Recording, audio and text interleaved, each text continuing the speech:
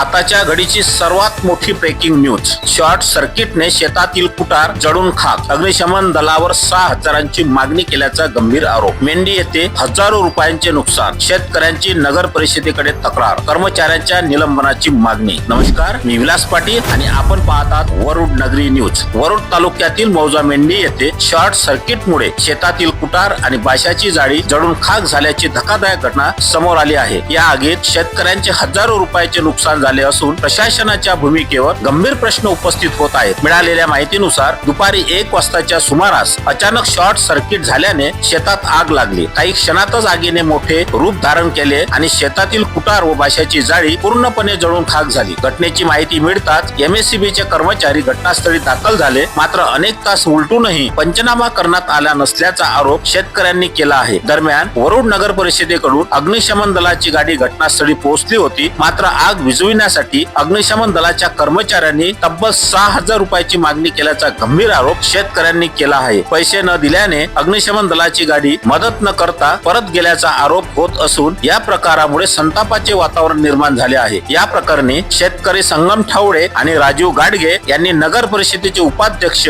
उपरकर यांच्याकडे तक्रार केली आहे. तसेच संबंधित कर्मचाऱ्यावर कारवाई करून त्यांना निलंबित करण्यात यावे आणि नुकसानग्रस्त शेतकऱ्यांना तात्काळ नुकसान भरपाई द्यावी अशी मागणी करण्यात आली आहे. उद्याच मुख्याधिकारी गजानन भोयर यांच्याकडे लेखी तक्रार देणार असल्याचे शेतकऱ्यांनी सांगितले आहे. या संपूर्ण प्रकरणाकडे प्रशासन काय भूमिका घेते याकडे आता सर्वांचे लक्ष लागले आहे. अशाच ताज्या आणि विश्वासार्ह बातम्यांसाठी वरुड नगरी न्यूजला लाईक, शेअर आणि सबस्क्राईब करायला विसरू नका. धन्यवाद.